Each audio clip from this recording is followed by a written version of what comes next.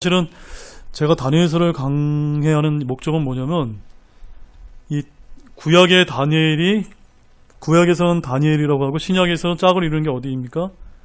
요한계시록이거든요. 그래서 오늘도 이제 그것을 여러분에게 이제 보여드릴 텐데 다니엘을 모르고서는 신약의 요한계시록이 절대로 완벽하게 해석이 되지 않습니다.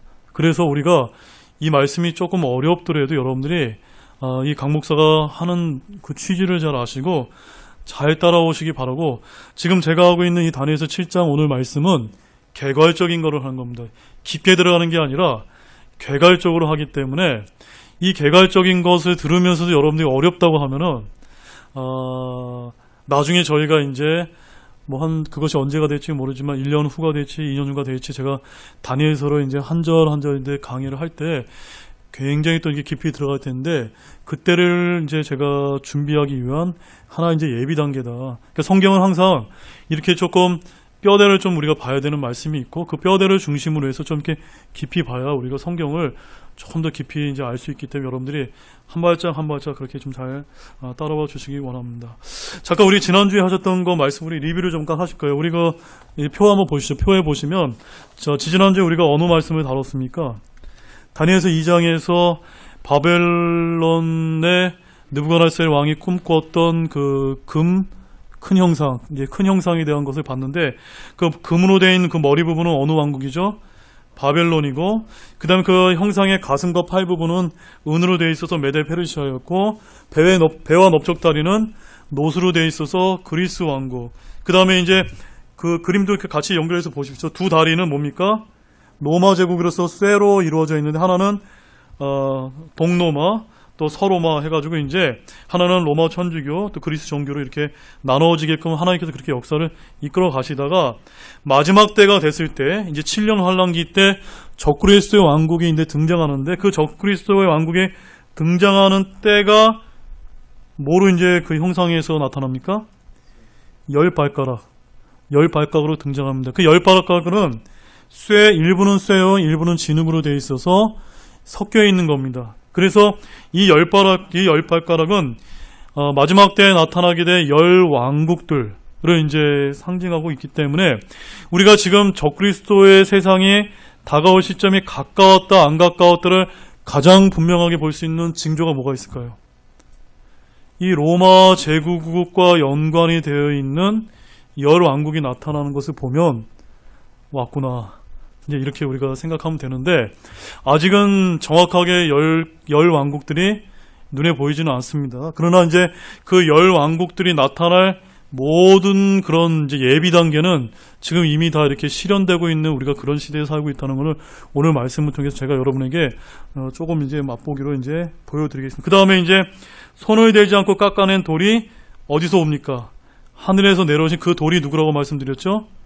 재림하시는 예수 그리스도가 되셔서 그 돌로서 마지막 적그리스도의 왕국 산산조각 내면서 이방 민족을 심판하시고 돌로 된 왕국인 아주 단단하게 반석과 같은 왕국, 천년왕국을 이루신다. 이것이 이제 지난번 다니엘서 2장의 말씀을 제가 요약해서 말씀을 드렸고, 오늘 이제 다니엘서 7장 말씀은 그 2장에서는 하나의 금 형상으로 되어 있는 것을 여기서는 이제 4가지 짐승을 통해서 이제 그 왕국들을 이제 대비해서 보여주는 말씀입니다. 그래서 잠깐 표를 보세요. 독수리의 날개들을 가진 사자는 어느 왕국과 대비됩니까? 바벨론 왕국. 그 다음에 갈빗대 셋을 물었던 곰은요? 메데 페르시아. 그 다음에 머리가 내신 표범은요? 그리스 왕국. 그 다음에 새 이빨을 가진 무서운 짐승은 이제 로마 제국. 그러니까 예전 로마를 얘기하는 겁니다. 그 다음에 저 잠깐 봐주세요. 우리가 봤을 때는 로마 제국이 지금 완전히 무너져서 역사 속에서 사라졌죠.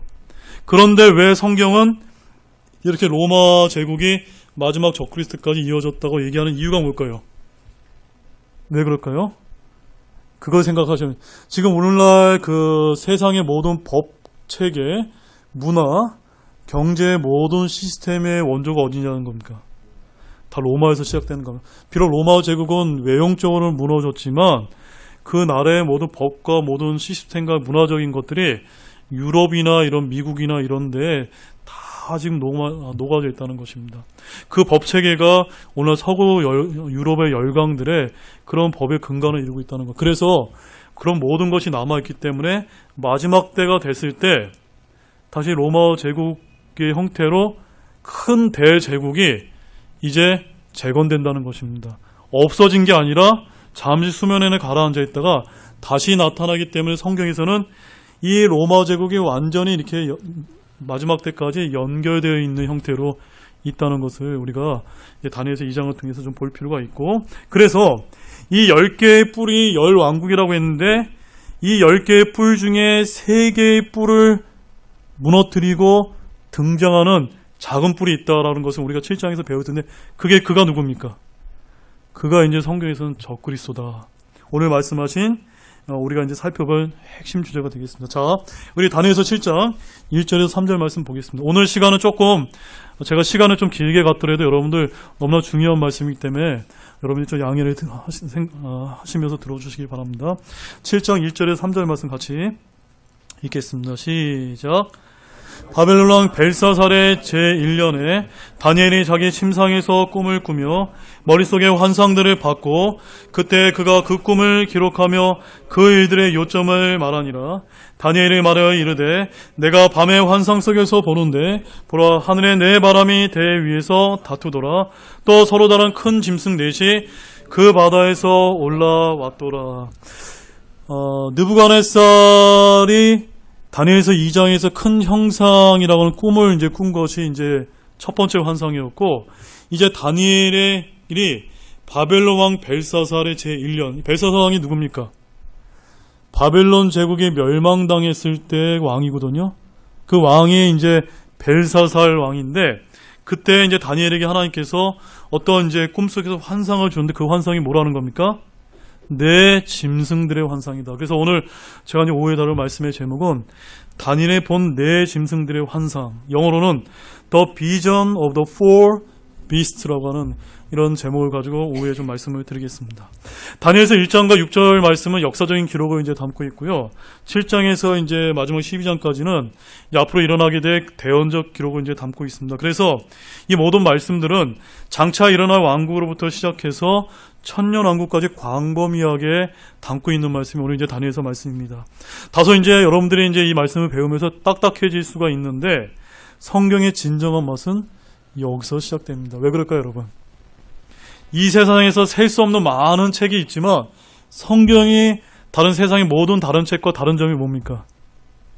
오직 성경만이 인류의 미래에 대한 일을 미리 정확하게 대언해 놓으시고 이루어가는 말씀이기 때문에. 그런 책이 있습니까? 없습니까? 이 세상에 없습니다. 그렇기 때문에 우리가 이것을 성경책, 하나님의 말씀이다라고 보는 것입니다. 자, 우리 본문 1절 말씀 다시 한번 읽겠습니다. 본문 1절 시작.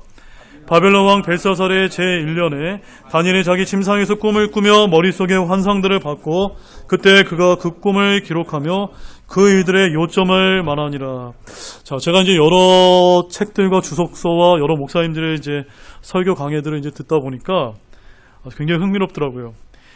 이 바벨론 왕 벨사살 제1년 때, 이때 다니엘을 보았을 환상이 이때가 몇 살 때냐를 놓고도 여러 가지 견해가 있습니다. 어떤 이 라킴 목사님 같은 경우는 뭐 48세다고 얘기하고 있고, 또 어떤 목사님은 또 65세라는 분도 있고, 또 어떤 분은 85세다 뭐 이렇게 좀 약간 다양하게 이제 제시가 되고, 하나도 뭐 제가 볼 때는 그렇게 중요하지는 않다고 봅니다. 다 나름대로 근거를 가지고 이제 제시하고 계신데요. 아무튼 이때 다니엘의 나이가 제가 믿기로는 약 85세 정도라고 생각되어진다면, 이 장에서 보는 환상은 느부갓네살의 금 형상의 꿈을 본 후에 62년 정도가 지났을 때다라고 우리가 이렇게 추정해 볼 수가 있습니다. 느부갓네살 왕이 바벨론 왕국의 제일 대제국 이뤘던 왕이지 않습니까? 그의 아들 손자가 오늘 등장하는 벨사살 왕이거든요. 그래서 느부갓네살이 BC 561년에 죽었고, 바벨론이 멸망당하던 해, 이 벨사살 왕 때 멸망당한 때가 BC 538년이기 때문에 약 23년간의 침묵의 기간이 있었습니다. 그래서 이때 다니엘은 은퇴하고 쉬고 있었던 것 같다라고 이제 주석가들이 그렇게 이야기합니다. 이때야말로 다니엘에게는 하나님과 깊은 친교의 시간을 나누면서 하나님의 말씀을 공부한 매우 복된 시간을 보내고 있었던 시기였다라고 말하고 있습니다. 그래서 이제 다니엘은 모세의 글들과 시편과 대언서들이 이미 쓰여져 있었기 때문에 다니엘은 그 책들을 부지런히 이제 공부하고 있었습니다. 그것을 우리가 어디서 살펴볼 수가 있냐면요. 다니엘서 9장 2절 말씀 한번 같이 보십시오. 다니엘서 9장 2절 말씀. 다니엘서 9장 2절 말씀 같이 읽겠습니다. 시작. 곧 그의 통치 제1년에 나 다니엘의 책들을 통하여 주의 말씀이 대언자 예레미야에게 임하사 알려주신 그 횟수를 깨닫되 그분께서 예루살렘이 황폐한 가운데 70년을 채우시라는 것을 깨달으리라. 자, 여기 이 말씀이 뭘 뜻하는 겁니까? 지금 다니엘이 은퇴하면서 쉬고 있을 때 무슨 책을 보고 있었습니까? 대언자 예레미야가 기록한 그 구약의 그 대언서를 열심히 읽고 있는 가운데 뭘 깨달았습니까? 예루살렘이 황폐한 가운데 70년을 채우면 그 포로기간이 끝난다라고 하는 그 횟수를 깨달았다라고 말씀하고 있습니다. 한마디로 다니엘은 그 예레미야서 말씀을 통해서 이방인들의 때와 자기 민족이 포로에서 풀려날 시기 등을 분명하게 하나님의 말씀을 통해서 조명받은 것을 알려주고 있습니다. 그런데 오늘 이 동일한 시기에 다니엘이 무엇을 또 꿈꿨습니까? 내 짐승들의 환상이라고 하는 굉장히 귀중한 진리를 하나님께서 보여주셨다는 것입니다. 자, 여러분, 구약에서 다니엘이 이렇게 중요한 마지막 미래의 일을 기록했고 신약에서 누가 기록했습니까? 사도 요한이 요한계시록이라는 것을 기록을 했는데 둘 다 나이가 어땠을 때일까요? 굉장히 많이 들었던 아주 노년의 지긋한 나이에 들었을 때 하나님께서 이렇게 계시의 말씀을 주셨다는 것입니다. 이것이 우리에게 주는 교훈이 무엇입니까? 바로 신구약의 중요한 대언서, 중요한 말씀들을 기록했던 모든 이런 성경 기자들은 나이가 지긋이 노년에 이르러서 하나님부터 계시를 받은 것에 우리가 주목할 필요가 있습니다. 다니엘이나 요한은 모두 성경에서 크게 사랑을 받는 자들이었는데 이런 계시를 받을 만큼 나이가 많이 들었을 때까지 하나님이 보시기에 충실하고 신실한 사람들이었기 때문에 하나님께서 이런 사람들에게 특별한 계시를 우리가 베풀어 주셨다는 것을 좀 기억하기를 바랍니다. 그래서 저와 여러분들이 나이가 많이 들었을 때 내가 하나님께 신실하게 되면 이게 다니엘과 요한처럼 뭐 특별한 계시를 하늘로부터 준다 이런 얘기가 아니라 우리가 나이가 들어서까지도 하나님의 말씀을 신실하고 충실하게 됐을 때 더 하나님의 말씀 우리가 잘 깨닫는 지혜를 주실 수 있다. 그런 믿음은 오늘 이 말씀을 통해 서두에 좀 이제 배우고 넘어가는 그런 시간이 되셨으리라 믿습니다. 자, 아무튼 7장을 한번 보세요. 7장을 개괄적으로 보게 되면 다니엘이 받은 세 가지 환상이 기록되어 있는데 첫 번째는 1절부터 8절에는 어떤 환상이 나옵니까? 내 짐승에 관한 환상이 나오고 있고요. 그 다음에 9절부터 14절에는 옛적부터 계신 이의 환상이라고 해서 이제 그 예수님께서 심판하시는 장면, 그 장면이 나옵니다. 그 다음에 15절부터 28절에는 다니엘이 해석하는 바로 왕국을 받는 사람의 아들에 관한 환상을 이렇게 다니엘서 7장이 세 파트로 이렇게 나눠지고 있습니다. 자, 그러면 이제 이 말씀을 잘 기억하시면서 다시 본문 2절부터 3절 같이 읽도록 하겠습니다. 본문 2절 3절 시작.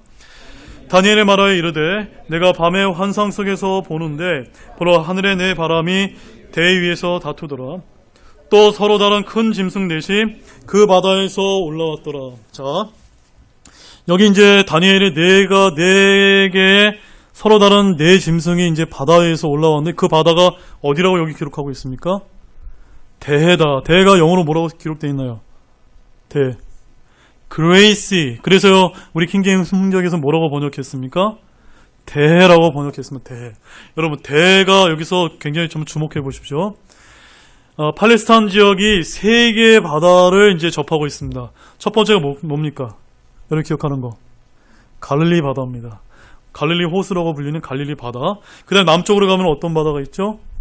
사해라고 있는 이제 죽은 바다가 있습니다. 그 다음에 서쪽으로는요. 큰 바다라고 이제 일컬어지는 지중해가 이제 연결되어 있습니다. 그래서 성경에서 대해, 그레이시 하면 어디입니까?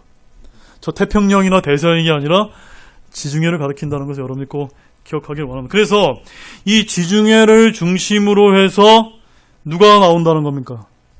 서로 다른 네 짐승으로 불리는 네 개의 큰 왕국들, 큰 제국들이 등장하게 될 것을 지금 여기서 지금 말씀해주고 있다는 것을 우리가 좀 기억할 필요가 있습니다. 그래서 그 바다, 대에서 서로 다른 큰 짐승 넷이 차례대로 나오는데 여기서 중요한 것은 느부갓네살의 꿈에 보인 큰 형상에서 그 큰 형상, 머리 부분, 가슴 부분, 배와 넓적다리, 다리 부분으로 나눠진 그 부분이 오늘 네 짐승에서 사자와 공과 표범과 두렵고 무서운 짐승 순으로 나타내고 있는 네 왕국, 왕과 동일하다는 것을 우리가 쉽게 알 수가 있습니다. 즉, 네 짐승은 뭡니까?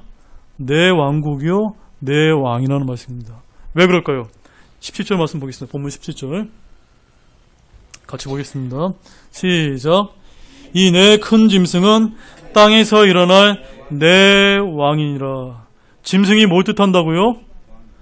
땅에서 일어날 왕이요 왕국이다 라고 성경이 성경으로 아주 분명하게 이야기하고 있기 때문에, 아니 목사님 왜 사자가 바벨론이에요? 왜 곰이 메데페? 제 해석이 아니라 누구의 말씀이라는 겁니까? 하나님이 친히 다니엘을 통해서 계시해 준 것을 제가 여러분에게 그냥 성경에 있는 그대로 풀어드리는 겁니다. 그래서 제가 지난주에도 말씀드렸죠.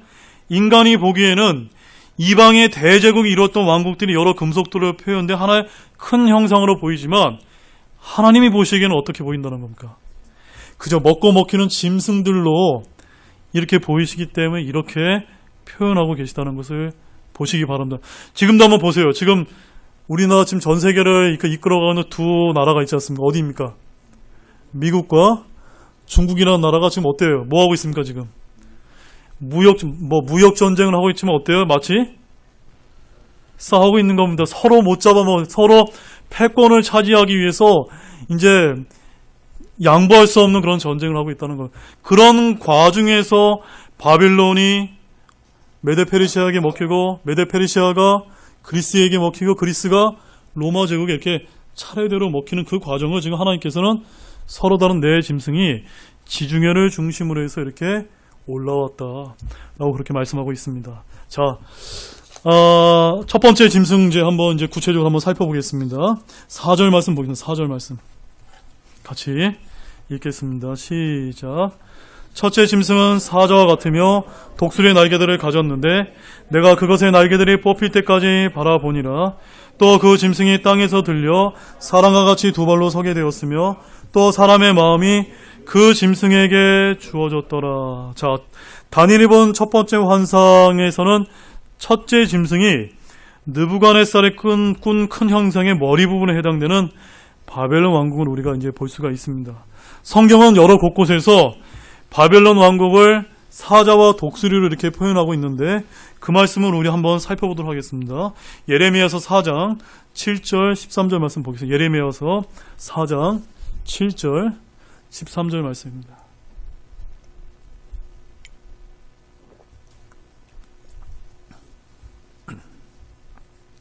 예레미야서 4장 7절 말씀과 13절, 먼저 7절 말씀 같이 보겠습니다. 지금 이 예레미야서 7절부터 4장 7절 13절은 남유다라고 왕국이 어느 나라에 의해서 멸망당합니까?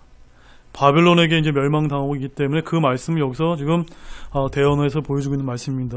같이 읽겠습니다. 7절 말씀 먼저 읽겠습니다. 시작.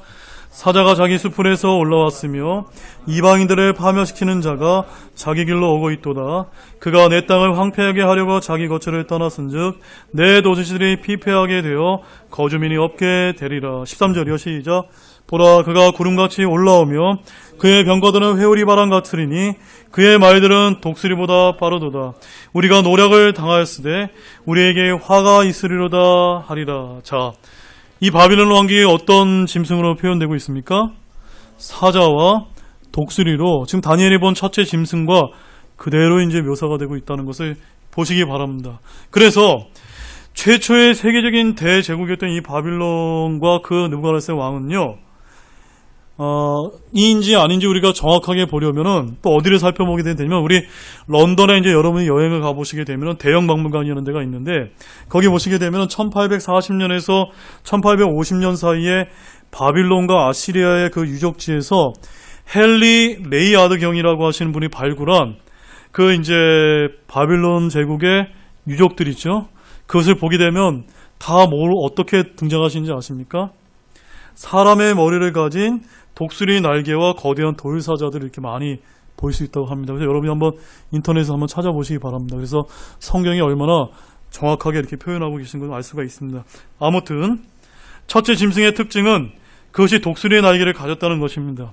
짐승들의 왕인 사자와 새들의 왕인 독수리를 이렇게 결합시켜 놓은 것은 느부갓네살의 꾼 큰 형상의 금머리의 위풍당당함과 일치되는 것이며 느부갓네살 왕이 거느린 군대에 독수리와 같은 빠른 동작을 나타내고 보여주고 있는 것입니다.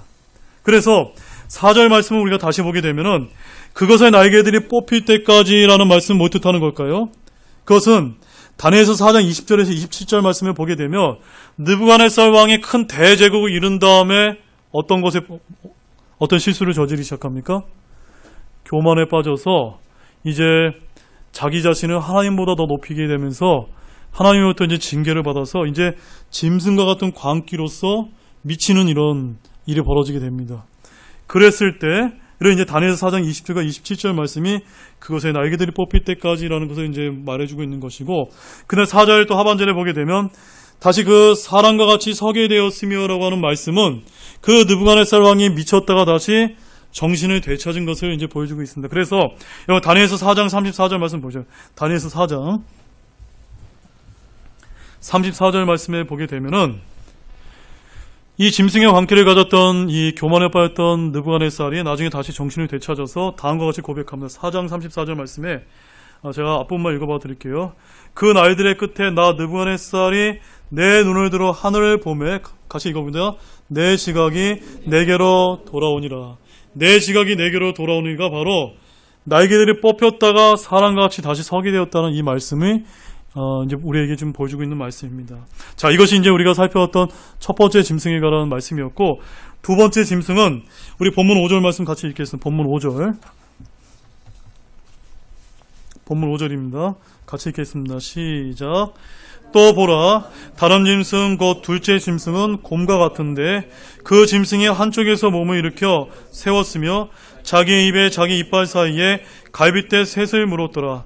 그들이 그 짐승에게 이같이 이르기를 일어나서 많은 고기를 먹어 치우라 하더라. 자, 둘째 짐승의 특징이 뭡니까, 여러분? 뭡니까? 갈빗대 셋을 자기 이빨 사이에 물었던 곰으로 지금 이제 표현되고 있습니다. 잘 기억하세요. 갈빗대 셋을 자기 이빨 사이에 물었던 어떤 짐승은? 곰이었다는 것입니다. 자, 여러분, 곰이 어떤 짐승입니까? 사자 다음으로 강한 짐승이며 탐욕이 많기로 매우 유명한 그런 짐승입니다. 그래서 사자와 같이 민첩성과 위풍이 없고 비교적 느린 동작이지만 야수와 같은 힘으로 자기의 목성을 달성하는 이제 동물이 곰이다. 그래서 이것이 어느 왕국과 유사하다는 겁니까? 메데 페르시아와 왕국과 유사한 특징을 지닌다는 거예요. 왜 그러냐면요, 메데 페르시아 이 왕국은 그 움직임이 육중하여서 용맹이나 전술에 의해서가 아니라 매우 방대한 수의 군대를 투입해서 적을 압도함으로써 승리하고 대제국을 이뤘던 것으로 이제 역사가들이 말하고 있습니다. 그래서 여러분 이제 영화에 보면 그 영화 300이라는 영화 아시죠? 그 영화 300에 등장하는 그 페르시아 왕의 이름이 누군지 아세요? 크세스 왕이라는 사람이 있어요. 그 사람이 지금 여기서 지금 메데 페르시아의 그 대제국을 일으켰던 이 왕이 그리스의 원정을 갔을 때 무려 250만 대군을 가지고 갔었고 비전투 요원까지 합하면 그 수가 약 500만 정도 되었다고 합니다. 지금 500만 원이면 지금 우리나라 한국도 지금 60만 정도 되거든요. 엄청난 숫자입니다. 그래서 그처럼 거대한 군대들이 이동할 때면 많은 인명피해가 따르기 마련이고 적을 공격할 때 인명피해뿐만 아니라 질병과 해버스으로 인해 수천 명이 죽었을 것이고 그 군대가 지나가게 되면 어떻습니까? 그 지나간 나라들에서는 그들이 빼앗은 식량은 그같이 많은 군인들이 먹기에도 부족해서 대다수가 굶주려 죽었다는 것을 알 수가 있습니다. 그래서 우리 5절 말씀에 보면 뭐라고 얘기합니까? 그들이 그 짐승에 이같이 이르게 일어나서 많은 고기를 먹어치우라. 네. 지금 이 말씀을 지금 보여주고 있는 것입니다. 그래서 적을 공격하기 위해 들려있는 곰의 몸은 페르시아의 특징을 나타낸 것이며 거기에 막대한 군사력을 지니고 있어서 큰 형상의 오른쪽 어깨와 오른팔과 일치되는 왕국 바로 메데 페르시아를 말해주고 있습니다. 그리고 여기서 중요한 것은 곰의 이빨 사이에 물린 갈빗대 셋을 많은 주석가들이 어떻게 이야기하냐면 그 당시 이 메데 페르시아 제국이 막 떠오르기 시작했을 때 또 큰 나라들이 있는데 그 중에 큰 나라가 루디아라고 하는 나라가 있고요. 이집트라고 하는 나라가 있고 바벨론이라는 이 세 나라가 있었는데 이 세 왕국이 메데 페르시아가 힘이 강대해지기 때문에 그 메데 페르시아 세력을 저지하기 위해서 삼국 동맹을 맺었지만 결국 어떻게 됐을까요? 메데 페르시아에 의해서 차례대로 멸망당했다. 그래서 성경에서는 뭐라고 표현하고 있습니까? 이 곰이 자기 이빨 사이 갈빗대 셋을 물었더라. 이렇게 지금 표현하고 있는 것으로 많은 성경 주석가들이 그렇게 해석을 하고 있습니다. 자, 세 번째 짐승이 있습니다. 세 번째 짐승 6절 말씀입니다. 같이 읽겠습니다. 시작. 이 일들 뒤에 내가 보니 보라 다른 짐승 곧 표범과 같은 것이 있는데 그것의 등에는 나의 짐승의 날개 넷이 있었고 또 그 짐승에게 머리 넷이 있었으며 통치 권세가 그 짐승에게 주어졌더라. 자, 셋째 짐승의 특징은 뭡니까? 여러분 말씀해 보세요. 어떤 특징이 있습니까? 나의 짐승의 날개가 몇 개요? 4개가 있고 또 머리가 4개가 있는 어떤 짐승입니까? 표범으로 등장하고 있다. 이 왕국이 어느 왕국입니까? 그리스 제국입니다. 자, 표범은 어떤 동물입니까? 표범은 동물 중에서 가장 민첩하여 품위가 있는데 여기에서 날개들이 보조를 받아 그 속력이 매우 더욱 빠른 것으로 이제 묘사되고 있습니다. 바로 체구는 날씬하지만 강하고 빠르며 사나운 표범의 특성은 알렉산더 대왕이 지휘했던 그리스 군대의 발빠른 정복을 잘 묘사하고 있는 말씀입니다. 그래서 알렉산더 대왕은 수는 적지만 무장을 잘 갖춘 용감한 군대를 이끌고 매우 빠른 군대를 이끌고 매우 빠른 속도로 진군해서 10년 만에 힘든 상대인 메데 페르시아를 멸망시키고 모든 문명 세계를 물리치고 대제국을 이뤘던 그런 제국으로 알려져 있습니다. 그 제국을 이뤘던 왕이 누구였습니까? 알렉산더 대왕이었는데 그 알렉산더 대왕이 역사에 의하면 어떻게 전해지고 있습니까? 젊은 나이에 갑자기 죽게 되었습니다. 그래서 그 알렉산더 대왕의 4명의 부하 장군이 있었는데 알렉산더 대왕이 죽고 나서 그 4명의 부하 장군들에 의해서 그리스 제국이 4개로 분할되는 그런 일이 벌어지게 되는데 그것이 오늘 성경에서 뭐로 묘사되고 있습니까? 표범의 4머리다 라고 이렇게 표현되고 있습니다. 그래서 제국이 그의 부하 장군들에 의해서 이 4제국이 어디 있냐면 이집트와 시리아와 트르키아와 마케도니아 4왕국으로 분열되었습니다. 그래서 이 이집트 왕국은 프톨레마이오스 왕조라고 해서 마지막 그 여왕은 여러분들이 잘 아시는 클레오파트라 아시죠? 클레오파트라가 이 그리스, 이집트가 아닙니다. 그리스 제국 왕국이면서 그리스의 분할된 왕국의 이집트 지역을 다스리는 그 왕국의 마지막 여왕이 클레오파트라거든요. 거기가 프톨레마이오스 왕조가 있었고, 그 다음에 저 시리아에는 셀레우쿠스 왕조라는 데가 있었고, 나머지는 이제 어디냐면 마케도니아와 트라키아라고 해서 안티파테르와 카산드로스 제국이 들어섰다고 하는데 나머지 이 제국은 그다지 이렇게 힘이 강하지 않았고 이집트와 시리아가 굉장히 힘이 셌다고 합니다. 그래서 우리가 다니엘서 11장 그 뒷부분에 가게 되면 어떤 또 환상을 하나님께서 보여줍니까? 북쪽 왕과 남쪽 왕의 환상을 보여주고 있는 이것이 바로 이 시리아 제가 말씀드렸던 그 셀레우쿠스 왕조와 또 이집트 프톨레마이오스 왕조 간의 그 전쟁을 보여주고 있는 말씀이 성경에 기록되고 있는 것입니다. 이것이 세 번째 짐승인 표범, 바로 큰 형상의 배와 넓적다리에 해당되고 있는 말씀을 보여줍니다. 자, 이제 가장 중요한 마지막 4번째 짐승. 우리 7절 말씀 보겠습니다. 4번째 짐승, 7절 말씀. 같이 읽겠습니다. 시작. 이 일들 뒤에 내가 밤의 환상들 속에서 보는데 보라, 넷째 짐승은 두렵고 무서우며 힘이 강하고 또 큰 새 이빨을 가지고 있어서 삼키며 산성조각 내고 그 나머지를 자기 발로 짓밟았더라. 그 짐승은 그것 전에 있던 모든 짐승과 다르고 또 10뿔을 가졌더라. 자, 넷째 짐승의 특징은 뭡니까?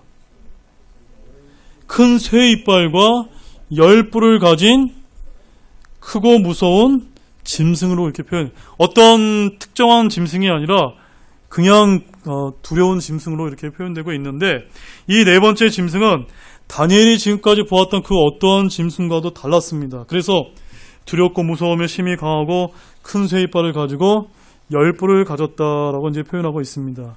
자, 여기서 이 쇠는 큰 형상의 쇠로 된 두 다리에 해당돼서 동로마, 서로마, 바로 로마 제국을 이제 말해준다고 제가 말씀을 드렸고, 10뿔은 뭘 상징한다고 말씀드렸죠? 바로 마지막 때 드러나게 될 10발가락에 해당되는 10왕국이라고 이제 제가 여러분에게 설명을 드렸습니다. 그런데 우리가 이제 본문 8절 말씀 보세요. 본문 8절 같이 읽겠습니다. 시작. 내가 그 뿔들에 깊이 살펴보는데 보라, 다른 작은 뿔이 그것들 가운데서 나오더니 처음에 뿔들 중에 셋이 그것의 앞에서 뿌리채 뽑히더라. 또 보라, 이 뿔에는 사람의 눈 같은 눈들이 있고 큰 일들을 말하는 한 입이 있더라. 그 10뿔들 사이에서 어떤 뿔이 나왔습니까? 다른 작은 뿔이 이제 등장하는데, 그 다 작은 뿔이 어떻게 했습니까? 나머지 10개 중에 3개의 뿔을 뽑아버리는 그런, 한마디로 뭡니까? 그 작은 뿔이 나머지 3개를 뿌리채 뽑을 만큼 힘이 강성했음을 말해주긴. 근데 그 특징이 어땠습니까? 사람의 눈 같은 눈들이 있고 큰 일들을 말하는 한 입을 가졌다라고 말씀하고 있습니다. 여러분, 사람의 눈 같은 눈이 있고 큰 일을 말하는 한 입, 이게 뭘 뜻하는 걸까요, 여러분? 뭐라고 생각이 되십니까? 여러분, 그 사람의 눈 같은 거란 건 뭐냐면요, 이 세상을 바라보는 그 지성이 뛰어나다는 걸 얘기하는 겁니다.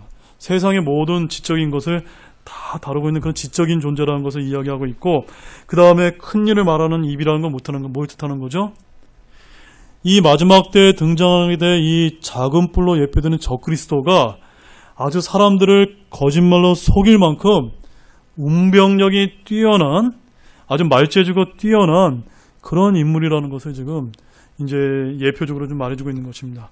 그런데 다니엘이 10발가락 중에 그 작은 뿔이 없다는 것을 이제 알았습니다. 그래서 굉장히 이제 걱정을 했습니다. 도대체 이 작은 뿔이 무엇일까? 굉장히 이제 그런 걱정을 하고 있을 때, 자, 이제 다니엘서 7장 9절에서 14절 말씀을 하나님께서 이제 보여주십니다. 그 말씀 한번 같이 읽겠습니다. 시작.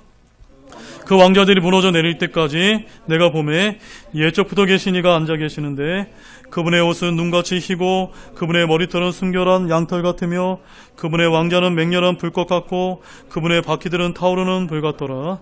불같은 시내가 그분 앞에서 흘러나오고 천천히 그분을 섬기며 만만히 그분 앞에서 서 있더라. 심판이 준비되고 책들이 펴져 있더라.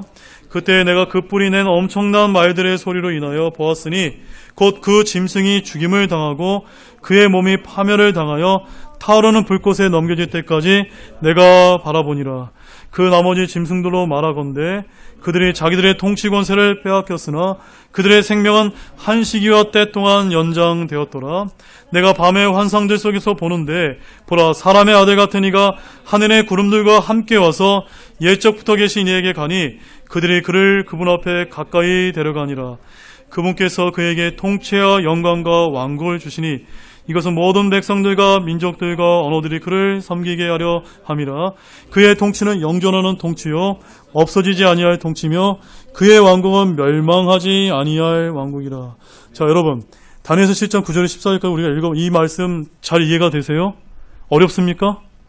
하나도 어렵지 않죠, 이제. 왜냐하면 옛적부터 계신 이가 지금 9절 말씀에서 등장하는데 이 예수님의 모습은 어느 예수님과 대비됩니까? 요한계시록에 가보면 요한계시록에 이제 재림하신 예수님이 등장하거든요. 심판하러 오신 예수님의 모습과 이제 동일한 모습을 보여주고 있습니다. 그래서 이 마지막 때 이 적그리스도가 등장했을 때 재림하시는 예수님께서 그를 심판하기 위해서 그 넷째 짐승을 이제 죽이는 그 역사를 이루어 가시고 그 일을 이루신 다음에 그 다음에 어떤 왕국이 옵니까? 멸망당하지 아니하는 영존하는 왕국. 어떤 왕국입니까? 천년왕국이 이제 여시겠다 라고 지금 말씀하고 있는 것이 이 말씀입니다. 그런데 그럼에도 불구하고 지금 다니엘이 지금 계속해서 이 환상 계시를 알려준 그 하늘의 천사에게 나아가서 그 상징, 그 작업불이 그래도 뭡니까? 라고 이렇게 물어봤습니다. 그 말씀이 이제 본문 15절과 16절 말씀입니다. 우리 같이 읽겠습니다. 시작. 나 다니엘이 내 몸 한가운데서 내 영 안에서 괴로워하였으며 내 머릿속에 환상들이 나를 근심하게 하므로 내가 곁에 서 있던 자들 중에 하나에게로 가까이서 이 모든 일의 진실을 그에게 물으매 이에 그가 내게 고하고 그 일들에 대한 해석을 알려주며 이르되. 굉장히 고민을 했습니다. 그것이 무엇인지 고민을 했을 때 천사가 다니엘에게 알려주게 되었습니다. 그 말씀은 17절에서 19절 말씀에 나와 있습니다. 우리 같이 더 읽겠습니다. 17절 19절 시작. 이 내 큰 짐승은 땅에서 일어난 내 왕이니라. 그러나 지극히 높으신 이의 성도들이 그 왕국을 취하고 영원히 또 곧 영원 무궁토록 그 왕국을 소유하리라 하니라. 그때 내가 넷째 짐승의 짐승을 알고자 하였는데 그 짐승은 다른 모든 짐승과 달라서 심히 두렵고 그것의 이빨은 쇠요 그것의 발톱은 노시며 그가 삼키고 산산조각 내며 그 나머지를 자기 발로 짓밟았더라. 자, 이 말씀도 어렵습니까? 어렵지 않죠? 바로 천사가 다니엘에게 그 네 짐승은 세상에서 일어난 내 왕이라고 이제 설명해 주면서 그때 다니엘은 다른 세 짐승과 현저히 다른 넷째 짐승에 관해서 알고자 했는데 이 넷째 짐승이 지극히 높은 성도들과 싸우는 말씀을 이제 보여주고 있습니다. 이것은 뭘 뜻하는 거냐면 바로 다니엘 자신의 백성, 즉 마지막 때에 하나님을 경외하는 유대인들이며 대환란을 통과해서 지극히 높으신 이의 백성이 유대인이 왕국을 차지할 때까지 누가 우세하게 된다는 겁니까? 잠시 동안이나마 작은 뿔, 적그리스도가 우세하게 되지만 마지막 때 예수님께서 오셔서 심판하시고 자신의 왕국을 열어가실 것을 말씀해주고 있습니다. 그래서 20절에서 22절 말씀도 더 읽겠습니다. 20에서 22절 말씀 정확하게 한번 보시기 바랍니다. 시작. 또 내가 그의 머리에 있던 열뿔과 또 솟아난 다른 뿔에 대해 진실을 알고자 하였는데 그것 앞에서 세 개가 넘어졌더라. 그 뿔에는 눈들도 있고 심히 큰 일들을 말하는 입도 있더라. 그것의 모습이 그의 동료들보다 더 견고하더라. 내가 보니 바로 그 뿔이 성도들과 싸워 그들을 이겼으나 마침내 옛적부터 계신 이가 오셔서 지극히 높으신 이의 성도들에게 심판을 주셨으므로 때가 이름에 성도들이 그 왕국을 소유하였더라. 자, 여기 이제 이 그 뿔, 작은 뿔, 이 적그리스도라고 이제 묘사하고 있는 이 작은 뿔이 누구와 싸웁니까? 성도들과 싸우는데 이 성도들은 지금 우리가 아닙니다. 우리는 환란 시대가 시작되면 우리는 어떻게 됩니까? 교회가 휴거돼서 다 하늘 공중으로 올라가기 때문에 여기서 싸우는 성도들은 환란 성도들을 이야기합니다. 특별히 아마 유대인들이 더 대상이 될 텐데 이들이 언제 왕국을 소유하게 됩니까?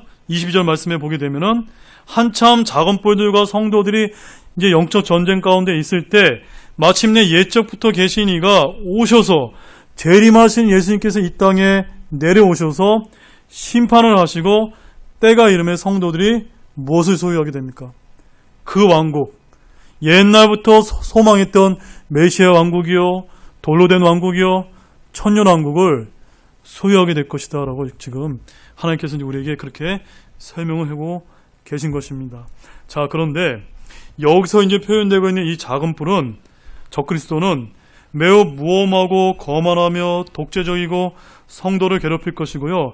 또한 때와 법을 바꾸고 지극히 높으신 이의 성도들이 그의 손에 한 때와 두 때와 반때, 즉 3년 반 동안 주어진다는 사실을 또한 성경이 보여주고 있습니다. 자, 23절과 25절 말씀도 추가적으로 한번 읽어보겠습니다. 같이 읽겠습니다. 시작.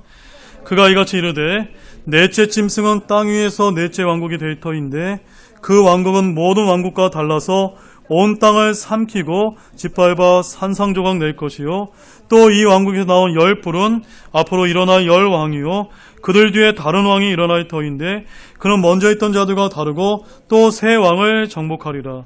또 그가 지극히 높으신 이를 대적하려고 엄청난 말들을 하며 지극히 높으신 이의 성도들을 지치게 하고 또 때와 법을 바꾸려 생각할 것이며 그들은 한 때와 두 때와 반 때까지 그의 손에 주어지리라. 자, 이 말씀이 가장 중요합니다. 23절 말씀을 보세요. 이 넷째 짐승으로 알려져 있는 이 적그리스도 왕국은 어떤 왕국이 됩니까? 모든 왕국과 달라서 온 땅을 어떻게 한다고 말하고 있습니까? 삼키고 짓밟아 산상정내는 엄청난 대제국이 이룰 것이다 라고 여기서 지금 예언하고 있고 이 적그리스도 왕국이 일어나기 위해서는 무엇이 등장합니까? 10뿔로 상징되어지는 앞으로 일어날 10왕들, 10왕의 연합국이 있어야 되고 그들 뒤에 다른 왕이 누굽니까? 적그리스도가 일어나서 나머지 세 왕을 무너뜨리는 그 왕이 등장해야 된다는 것을 성경이 아주 정확하게 좀 묘사해주고 있습니다. 그런데 이 적그리스도가 어떤 일을 행합니까? 25절 말씀에 지극히 높으시니 누굽니까? 하나님을 향해서 대적을 한다라고 말씀하고 있습니다. 이 말씀은 어느 말씀하고 우리가 보여야 되냐면 우리 데살로니가 후서 한번 보시죠. 데살로니가 후서 2장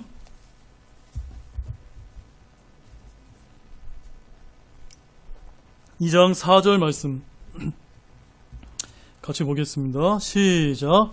그는 대적하는 자요 또 하나님으로 불리거나 혹은 경배받는 모든 것 위로 자기를 높이는 자로서 하나님처럼 하나님의 성전에 앉아 자기가 하나님인 것을 스스로 보이니라.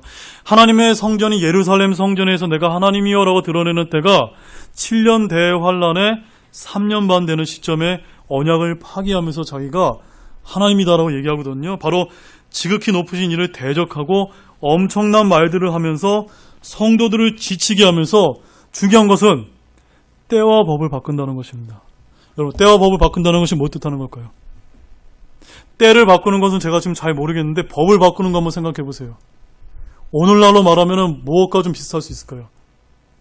오늘날 우리 이제 어떤 일들이 많이 벌어지고 있습니까? 예를 들어서 이제 우리가 성경에서 대표적으로 예를 들어서 꼭 그렇다는 말씀은 아니고 예를 들어서 동성애가 불법이요 죄라고 이렇게 얘기하게 되면은 지금 이제 어떤 법들이 만들어지고 있습니까? 교회가 그거 얘기하지 못하게 하려고 이제 차별금지법들의 법을 제정해서 교회의 입을 이제 재갈을 물리잖아요. 그와 같은 유사한 일들이 적그리스도가 오게 되면은 법을 바꾼다는 겁니다. 어떤 식으로 바꿀지 저는 잘 모르겠지만 아마 그 당시가 되면 성도들이 굉장히 힘들어질 겁니다. 왜? 그것을 진리를 말하게 되면 어떻게 될까요? 법을 어기는 거기 때문에 이제 우리 자면 잘 맞아 잡혀가게 되는 겁니다. 네. 그런 일들이 이제 지금보다 마지막 적그리스도가 가면 갈수록 더 어떻다는 겁니까? 더 심해진다는 것이다. 그러므로 지금 우리가 겪고 있는 이런 약간의 좀 여러 가지 일련의 일들이 일어나고 있죠. 이건 다 뭡니까? 마지막 때의 적그리스도 왕국이 일어나기 위한 하나의 징조들이다. 저는 초기 징조다 이렇게 그렇게 개인적으로 생각하고 있습니다. 그래서 이 적그리스도가 25절 말씀에 보면 한 때와 두 때와 반 때, 때는 성경에서 1년을 뜻합니다. 그래서 한 때, 두 때, 반 때 몇 년입니까? 3년 반 동안 법을 바꾸려고 이렇게 지휘하다가 3년 반이 딱 끝나는 시점에 언약을 파기하면서 내가 하나님이다 얘기하면서 나머지 후 3년 반 동안 엄청난 이제 그 일들을 하면서 적그리스도 표를 나눠주고 하는 이제 그런 일들이 이제 성경에 기록되고 있는 것입니다. 자, 여기까지가 이제 다니엘서 7장에 나와 있는 말씀인데 지금 우리가 이거 살펴본 말씀 중 가장 중요한 말씀을 이제 마지막으로 다루고 좀 마치겠습니다. 우리가 여기까지 다니엘 말씀만 봐서는 안 돼요. 어느 말씀을 봐야 되냐면 계시록 13장 1절 말씀 보시죠. 계시록 13장 1절 말씀. 이제부터가 정말 중요합니다. 계시록 13장 1절 말씀. 자, 같이 읽겠습니다. 시작. 내가 바다의 모래 위에 서서 보니 바다에서 7머리와 10뿔을 가진 한 짐승이 일어나더라. 그의 뿔들 위에는 10개의 관이 있고 그의 머리 위에는 신성모독하는 이름이 있더라. 자, 이제 요한계시록 13장 1절 말씀 해석하기 어렵습니까? 쉽습니까? 이제는 어렵지 않다는 거죠. 왜요? 우리가 이제 다니엘서 실장을 말씀드린 이제 선행 학습을 통해서 이제 계시록 13장의 1절에 10뿔을 가진 한 짐승, 이 짐승의 머리 10개의 관이 있다는 것은 10왕국으로 대표되는 하나의 짐승이 바다에서 나온다. 바다에서 나온다는 뭡니까? 지중해를 중심으로 한 그 지역에서 어떤 대제국이 이제 형성되는 것. 그것이 이제 넷째 짐승, 마지막 적그리스도를 이제 보여주고 있는 그 말씀이거든요. 그래서 다니엘의 넷째 짐승은 바로 계시록에서 이야기하고 있는 적그리스도의 왕국임을 우리에게 이제 보여주고 있습니다. 다만 여기서 우리가 다니엘이 봤던 넷째 짐승과 요한이 봤던 짐승의 차이점은 뭡니까? 다니엘은 지금 10개의 뿔이 있는 그 넷째 짐승을 보았고, 요한은 뭡니까? 7머리와 10뿔을 가진 한 짐승이라고 이렇게 표현하고 있기 때문에 약간 차이가 있는데, 이것은 제가 나중에 이제 좀 다른 시간에 좀 제가 여러분에게 설명을 지금 다루기에 너무나 많은 시간이 있기 때문에, 아무튼 중요한 것은 그런 차이점이 있지만 같은 이제 적그리스도를 이야기하고 있고, 이 넷째 짐승은 흥미롭게도 우리가 다니엘서에서 봤던 세 가지 짐승의 복합 짐승입니다. 복합체. 자, 그것을 한번 보겠습니다. 13장 2절 말씀 보세요. 13장 2절. 같이 읽겠습니다. 시작. 내가 본 그 짐승은 표범과 비슷하고 그의 발은 곰의 발과 같으며 그의 입은 사자의 입과 같은데 용이 자기의 권능과 자기의 자리와 큰 권세를 그에게 주었더라. 야, 여러분 말씀해 보세요. 그가 표범의 특징도 있고 곰의 특징도 있고 사자의 특징도 있다면 이 적그리스도의 왕국, 마지막 왕국은 얼마만큼 대단한 왕국입니까? 엄청난 왕국이죠. 아까 바빌론 제국, 메데페르시아, 그리스로 상징하는 이 모든 것을 다 합한 그런 특징들을 갖고 있는 왕국이 누구라는 겁니까? 적그리스도, 그의 왕국이다 라고 이제 여기 성경이 말씀하고 있는 것이, 한마디로 표범과 곰과 사자의 모든 짐승이 한 짐승 안에 구현되고 있는 왕국이 적그리스도의 왕국이다라고 말씀하고 있습니다. 그래서 제가 이제 개괄적으로 이제 결론을 드려서 마지막 이 적그리스도 왕국은 로마 카톨릭을 바탕으로 한 10개의 왕국들의 유럽 공동체와 같은 형태로 정비되는 형태로 아마 나타나게 되지 않겠는가, 그렇게 이제 많은 주석가들이 이제 이야기를 하는데, 이들은 전 세계를 순식간에 제패할 것이고 10왕국은 유럽연합이라고 말하고 주장하는 분들이 있지만 저는 확실치는 않습니다. 하지만 완전히 틀린 말도 아니고 아무튼 무언가 조금 관련이 있는 그런 말씀인 것 같습니다. 그래서 분명한 것은 로마 제국의 연장이요 바벨론 문화 및 종교의 본산이 되는 왕국이 적그리스도의 왕국이 될 것이다. 자, 왜 그러냐면요, 여러분 이제 표를 한번 보세요. 표. 마지막 표에 이제 마지막 그림을 제가 이제 설명드리는 것이 이제 거진 마지막 부분이 될 텐데, 자, 이 그림들은 뭐냐면요, 유럽연합의 상징물들입니다. 그래서 첫 번째 왼쪽에 있는 그림은 유럽연합 EU 본부 앞에 설치된 조형물입니다. 그런데 이 짐승이 어떤 짐승입니까? 황소예요. 황소 위에 누가 앉아있죠? 한 여자가 이제 앉아있죠. 그래서 이 여자를 유로파라고 하는데, 이건 그리스 신화에서 나옵니다. 그리스 신화에 보면은 제우스라고 하는 그 신이 이제 에우로파라고 하는 그 페니키아 공주를 너무나 이제 사랑해서 그 여자를 유혹해서 강간한 것으로 이제 그리스 신화에 이제 나오거든요. 그래서 이제 이 제우스가 이제 황소로 이제 변신하는 장면이 나오는데, 여러분 에스겔서 말씀에 가보면은 그 사탄 마귀가 그룹이잖아요. 그룹이 4개의 얼굴인데 그 그룹이 대표 얼굴이 있습니다. 그게 어떤 얼굴입니까? 황소의 얼굴입니다. 그래서 황소 위에 한 여인, 이 여인이 탔다. 이것이 이제 유럽연합의 상징물입니다. 그래서 왼쪽은 EU 연합 본부 앞에 있는 그림이고, 두 번째 가운데 있는 그림은 그리스의 EU로 동전입니다. 그 다음에 세 번째 그림은 EU의 주요 행사가 열릴 때마다 상징적으로 쓰이는 그 그림입니다. 그런데 이 그림이 왜 중요하냐면요, 여러분 요한계시록 17장 16절 말씀 보세요. 요한계시록 17장 16절 말씀.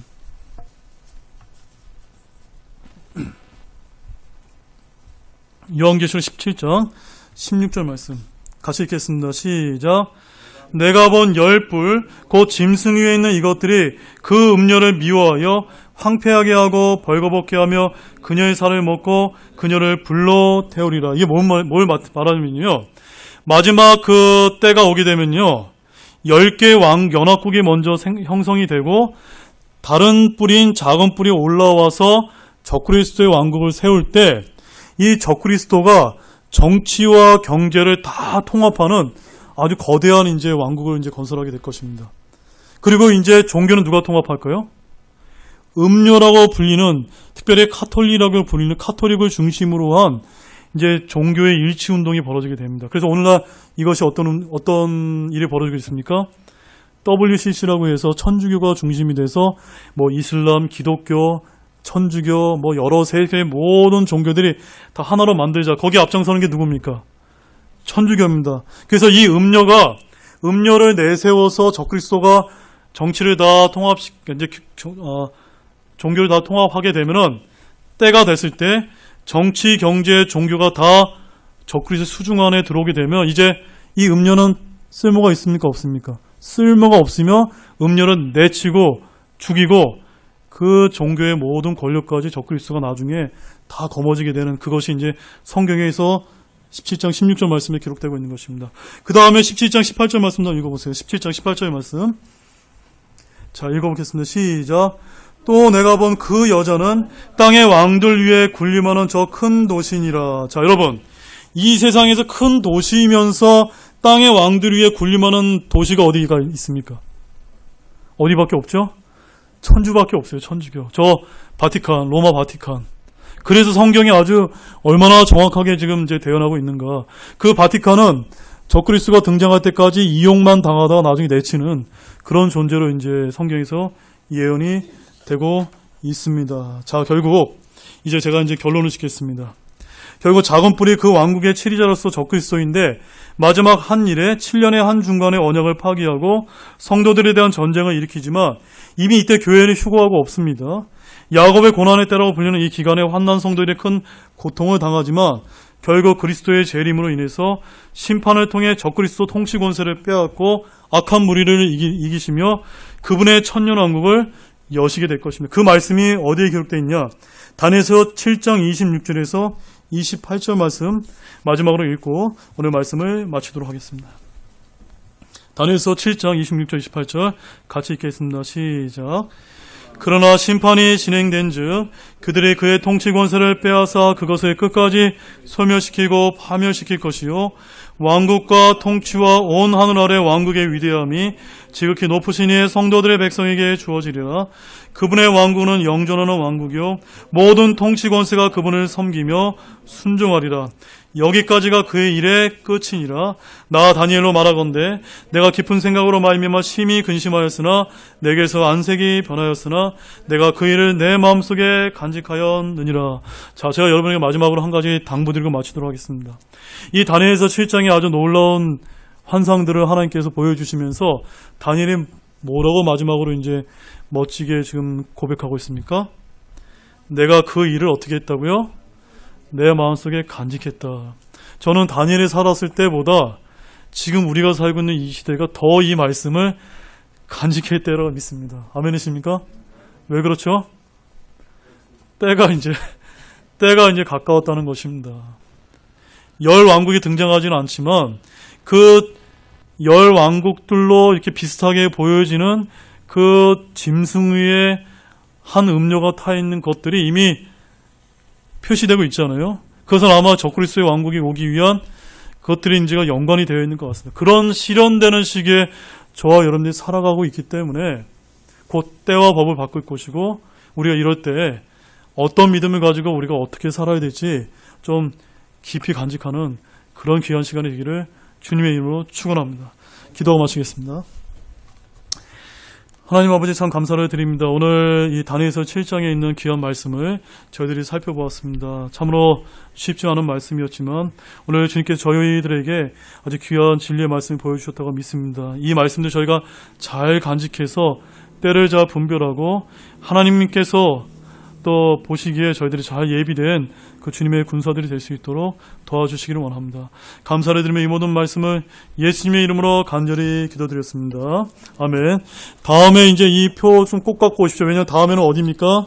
다니엘서 8장의 두 뿔을 가진 순양과 네 뿔이 가진 순염소, 작은 뿔, 이 말씀을 좀 살펴보는 시간을 갖도록 하겠습니다. 여러분 수고하셨습니다.